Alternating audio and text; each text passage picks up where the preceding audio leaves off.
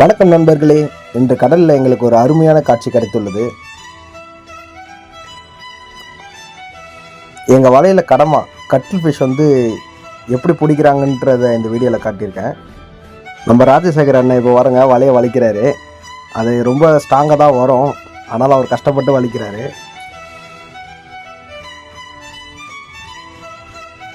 இப்போ பாருங்க நண்பர்களே, கொத்து கொத்தாக மாட்டியிருக்கு பாருங்க. சில இடத்துல பார்த்தீங்கன்னா தனித்தனியாகவும் நம்மளுக்கு நிறைய கிடைக்கும். இந்த வீடியோவில் வலையிலிருந்து கடமாவை எப்படி கவனமாக நம்ம எடுக்கிறோம் என்பதை நம்ம இந்த வீடியோவில் முழுமையாக பார்க்கலாம். இந்த கடமா பெரும்பாலும் ஏற்றுமதிக்காகவே வாங்கப்படுகிறது, எக்ஸ்போர்ட் ஆகும் இங்கேருந்து.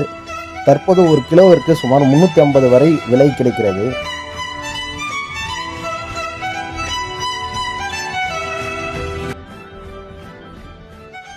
நண்பர்களே, இந்த வீடியோ மூலமாக ஒரு முக்கியமான வேண்டுகோளையும் சொல்ல விரும்புகிறேன்.